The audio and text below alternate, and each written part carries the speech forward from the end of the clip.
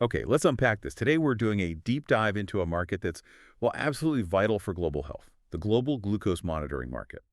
Our mission, really, is to pull out the key insights from the latest analysis and forecasts, give you a clear picture of where things are heading, without getting lost in all the raw data. Exactly. And it's more than just numbers, isn't it? It's about technology that touches millions of lives every day. We're seeing its role shift too, moving beyond just diabetes management towards broader health monitoring. That makes its evolution really important to track. And it is evolving rapidly. The growth figures are pretty phenomenal. Back in 2021, the global market was already big, almost $12 billion. But here's where it gets really interesting. It's set to climb past $17 billion by 2025. And then it really takes off forecasted to nearly triple, reaching almost $36 billion by 2033. That's a compound annual growth rate, that's CAGR, of nearly 10%. Pretty strong.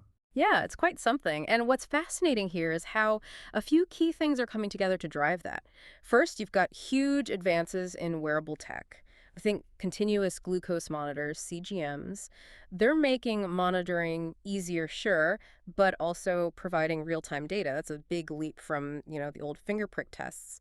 Second, there's the undeniable fact that diabetes is becoming more prevalent globally. That naturally pushes up demand. And third, there's just more awareness now, people understanding the importance of managing glucose levels, not just for diabetes, but for overall wellness. Athletes, for instance, or just people managing energy. Right, that preventative angle, that near tripling by 2033 Yeah. really underscores the scale here. It's a massive expansion. So let's zoom in a bit. Where is this growth actually happening? Regionally speaking, let's start with the current leader. Okay. Well, North America is definitely the powerhouse right now. If you connect this to the bigger picture, its mature market, the healthcare spending, the tech adoption, it gives it a really strong base. It leads in volume and keeps innovating. Absolutely. North America is clearly out front, over $4.5 billion back in 2021. It's projected to more than double that, heading towards over $13 billion by 2033. And inside North America, the U.S. is the main engine. Mm-hmm. Overwhelmingly so. Yeah, the U.S. market alone was nearly $3.8 billion in 21, expected to hit over $10.6 billion by 2033. But it's not just the U.S. Canada's showing really healthy growth, too. Looks set to more than triple its market by 2033. A very strong CGR there. And Mexico, too, posting significant gains, growing at over 9% a year. Yeah, it's interesting. While the U.S. dominates in size, that rapid growth in Canada and Mexico, it suggests broader adoption is really taking hold across the region, probably driven by, like you said, awareness, better healthcare access, maybe a growing middle class. It's spreading out. Okay, so let's move across the Atlantic. Europe, how does it stack up? Europe's a very robust market as well, also quite diverse. The numbers show it was around $2.7 billion in 2021, and it's also projected to nearly triple, reaching almost $7.7 billion by 2033. Solid growth there, too. And if we look at specific countries in Europe, you see some variation. Germany, for example, looks really strong, Yeah, Germany's got impressive momentum, almost 10% annual growth predicted. set to more than triple its market size. Mm-hmm. The UK is also on a strong path, expected to double its market. Mm-hmm. Then you have France, Italy, Spain, all major contributors, all showing consistent growth, sort of in that 8.5% to 9.5% CAGR range. Right.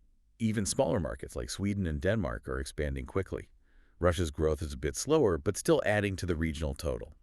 And you've got others like Switzerland, Luxembourg, rest of Europe, all contributing steadily. That diversity in the growth rates across Europe is quite telling, isn't it? It really highlights how different healthcare systems, maybe national priorities, and just the speed of tech adoption can vary.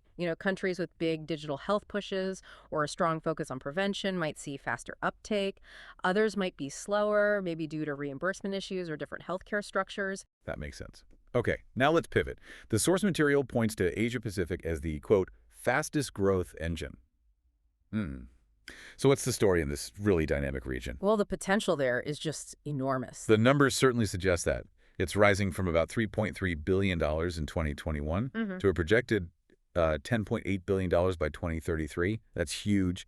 And the CAGR is the highest globally, nearly 10.5%. And this kind of accelerated growth, it does raise questions about, the future balance of the market globally. Asia Pacific has massive populations, obviously, but also rising incomes, more healthcare spending, rapidly developing infrastructure, the sheer scale and the speed of adoption. It means we could genuinely see the global center of gravity for this market shift towards Asia-Pacific in the coming years. And looking within the region, China is, well, it's a giant. Its market alone is expected to almost quadruple by 2033. Huge numbers. But India is growing even faster. Its market is on track to nearly quadruple too, with an amazing KDR of over 11.4%. Really explosive growth. Yeah, incredible trajectory. Japan's also a major player, continuing strong growth. And Southeast Asia, as a subregion, is highlighted as one of the fastest globally, more than tripling by 2033. Mm-hmm. And then you've got South Korea, Australia, Singapore, all playing vital roles too. And the thing about China and India, it's not just population size, it's that rapidly expanding middle class. People are increasingly able to afford better healthcare. Plus, you see more awareness campaigns, pushes for early diagnosis, government initiatives tackling chronic diseases like diabetes. It all comes together to create this perfect environment for these technologies to really take hold and, frankly, transform health management there. Right. Okay, so beyond those big three regions, we also have South America, the Middle East, and Africa. They're showing promise too, often as emerging markets. Definitely significant contributors to the overall global picture. Let's take South America first. The market there is set to more than triple, from just over $600 million in 2021 to nearly $2 billion by 2033. That's a CAGR of almost 10%. Very strong growth. Brazil's leading the way, projected to more than triple its market value, in countries like Argentina, Colombia, Peru, Chile.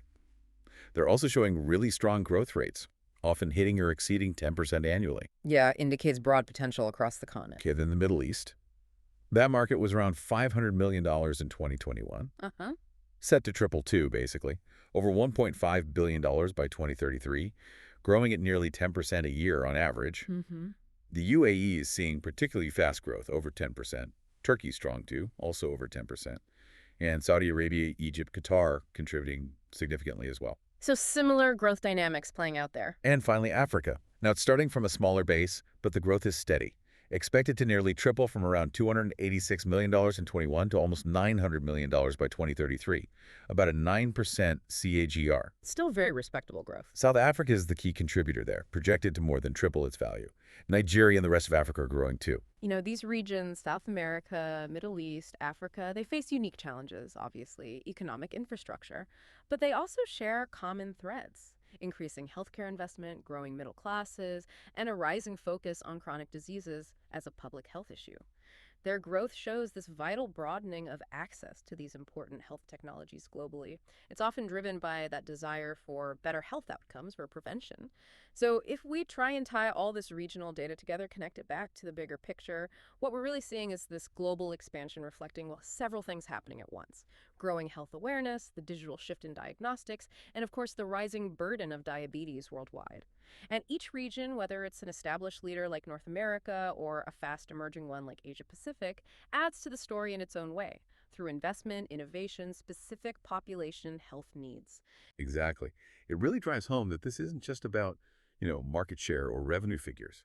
It's a powerful reflection of major global health trends and how fast medical technology is moving. It shows how essential these devices are becoming for managing health. So we've covered a lot of ground here in this deep dive, hopefully giving you a shortcut to understanding just how big and important this glucose monitoring market is. It's a critical sector growing incredibly fast, fueled by tech and health needs. It leaves you wondering, doesn't it? Imagine how deeply integrated these technologies might become in our day-to-day lives, transforming how we understand and manage our health, maybe even spotting issues long before they become serious problems. Thanks for joining us on this deep dive into the source material.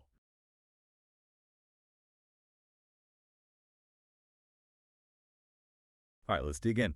Welcome to the deep dive. Yeah. Today, we're tackling a really vital piece of modern healthcare, the glucose monitoring market. It's expanding, it's transforming, it's moving fast. It really is a lot happening in this space. Yeah, exactly. So our mission, is to kind of unpack the key drivers, the hurdles, and maybe the most exciting part, the trends shaping its future. Give you that shortcut to being well-informed. Sounds good. It's definitely relevant. Absolutely. Yeah. I mean, this tech touches so many lives, affecting chronic disease management, pushing towards more proactive health. Globally, it's big. Foundational, really. So as we start, what's truly driving this, significant growth in the glucose monitoring market right now? What's the main engine? Well, I think what's genuinely striking here is how fundamentally it connects to these broader global health trends. The primary driver really is the rising global incidence of diabetes. Right. We hear about that a lot. Yeah, and it's both type 1 and type 2 becoming more common across all age groups, and honestly, it seems to be accelerating. Wow. And why is that? It's often linked to, well, modern lifestyles, being more sedentary, big shifts in what we eat, climbing obesity rates. It all feeds into it. Oh, yeah. And for anyone managing these conditions, regular and accurate blood glucose tracking, it isn't just like helpful, it's absolutely critical Critical for what exactly? for effective disease management day to day, and maybe even more importantly, for cutting down the risk of severe long-term complications. Things like neuropathy, serious cardiovascular issues, even kidney failure. Okay, so that rising need is definitely pushing demand. I get that. Yeah. But is there a sort of tech leap happening too? Something specific making a difference? Oh, absolutely. Huge factor. The second key driver is the increasing demand for continuous glucose monitoring systems. You'll hear them called CGMs. TGMs, right. What makes them so different? Well, they're pretty transformative, actually. They give you real-time insights, which, drastically cuts down on how often people need to do those uncomfortable finger prick tests. That alone sounds like a big win. It is. But it's more than just the convenience. They provide really valuable trend analysis. So you see patterns, how things are changing over time. That significantly enhances glycemic control. Meaning like better overall management of blood sugar. Exactly. A much deeper understanding. And patients, doctors, they're really embracing CGMs for this convenience, yes, but also the accuracy and the sort of proactive capabilities. You can see problems coming. Proactive. Yeah. And the tech itself is improving constantly. We're seeing amazing animations in wearable sensors, making them smaller, less invasive. And that's just speeding up adoption everywhere. Clinics, homes, it's kind of shifting the whole mindset. How so? Shifting the mindset. So just like passively managing a condition to being really empowered in navigating your own health journey. That's a really powerful point about empowerment.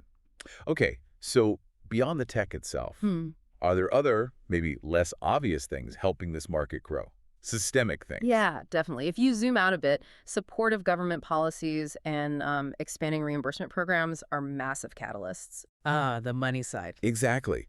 Regions like North America, parts of Europe, they're really leading the way by offering insurance coverage for these glucose monitoring devices. That makes them way more accessible for patients. Which must make a huge difference to uptake. Huge. And alongside that, you've got public health campaigns doing important work, encouraging early detection, promoting diabetes self-management, raising awareness. All these supports together, they're basically shifting the global conversation, Shifting it how? moving it towards prevention and patient empowerment, rather than just reacting to the disease after the fact. Okay, so it's clear there are some really powerful forces driving this market forward. Rising need, better tech, policy support. But, it's never a completely smooth ride, is it? What are some of the big challenges, the restraints this market faces? You're absolutely right. There are definitely hurdles. And one of the most pressing, honestly, is the high cost of these advanced monitoring technologies. Oh, okay. So things like CGMs. Exactly. CGMs, those smart glucometers, they're incredibly beneficial, no doubt. But they come with pretty substantial costs, both to buy them initially and then the ongoing maintenance, the sensors. Right, the recurring costs. Yeah.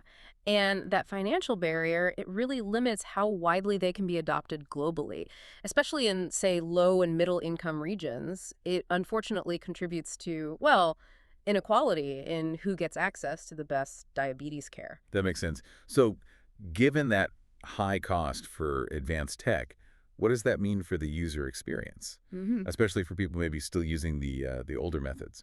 Well, it means that the invasive nature of traditional glucose monitoring still remains a really significant restraint for many. You mean the finger pricks? Yeah, exactly. The discomfort, the hassle of doing routine finger pricks several times a day, Yeah. it often leads to people just not doing it consistently, poor adherence, which means inconsistent monitoring. And that undermines the whole point, right? Totally. And while there's a lot of exciting research, lots of prototypes for non-invasive options, things that don't require blood, most haven't actually hit the market on a large scale yet. So that gap, that discomfort, it's still a reality for a lot of people. Okay. And with all these devices getting smarter, more connected, I imagine data becomes an issue too. Security, accuracy. Oh, you've hit on a critical point there. As glucose monitoring gets more digitized, sending data to apps, to doctors, Issues around data privacy and also just the precision of the devices themselves, they come right into sharp focus. Why is accuracy such a big deal here? Think about it. If the reading is inaccurate, even slightly off, it could lead someone to take the wrong dose of insulin. That can be genuinely dangerous. Patient safety is paramount. Very serious consequences. Absolutely. And on the data side, well, vulnerabilities and how that sensitive health data is protected, that raises huge compliance questions, liability risks Hmm. for the companies making the devices and for the healthcare providers using the data. It's a really complex balancing act, innovation versus security and accuracy. Okay, a lot of challenges there. Cost, invasiveness, data concerns. Let's pivot towards the future now. What are the really groundbreaking trends you see coming that might reshape this market? Maybe even tackle some of those problems. Yeah, looking ahead, I think one of the most exciting trends is definitely the development of non-invasive and like truly wearable glucose monitors. Non-invasive meaning no needles at all. Exactly. We're talking about emerging tech here, things like smartwatches that can potentially measure glucose, special skin patches, optical sensors, all aiming to monitor glucose levels without any needles, without drawing blood. Wow, that would be incredible. It really would. These kind of user-friendly innovations, they're expected to just dramatically improve patient comfort. And crucially, they could drive much greater engagement, get more people monitoring consistently, especially maybe, younger, more tech-savvy folks. That sounds like a genuine game changer for daily life with diabetes. And how does connectivity fit into this future picture? Everything's connected now. Connectivity is absolutely central to the transformation. Yeah. We're seeing a really strong trend towards integrating these glucose monitors seamlessly with mobile apps and cloud platforms. So your phone becomes your monitor display, basically. Essentially, yeah. Or at least the hub. This connection lets patients track their data in real time. They get immediate feedback right there. But it also allows, say, doctors or diabetes educators to remotely monitor patient progress.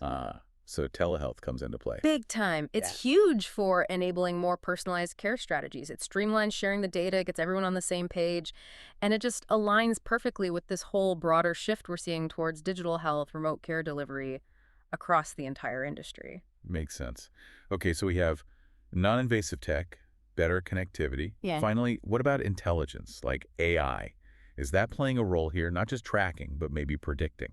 Absolutely. If we look at the really cutting edge, the rise of artificial intelligence, AI, and predictive analytics in diabetes management, it's truly game-changing. How did that work in practice? Well, you're seeing AI-powered tools actually being embedded into the glucose monitoring systems themselves now. Okay. So these systems can start to forecast potential glycemic events, predict a high or a low blood sugar before it happens. Wow, like an early warning system. Exactly. Yeah. And they can even recommend interventions, suggest adjustments, enabling truly proactive care, not just reactive. That sounds incredibly powerful. It is. This kind of intelligent, data-driven approach, it's not only improving patient outcomes quite significantly, but it's also doing things like reducing emergency room visits, cutting down hospitalizations, which ultimately pushes the whole market towards a smarter, more efficient future for managing diabetes. This has been really insightful, a fantastic deep dive into the glucose monitoring market. Yeah. It's just so clear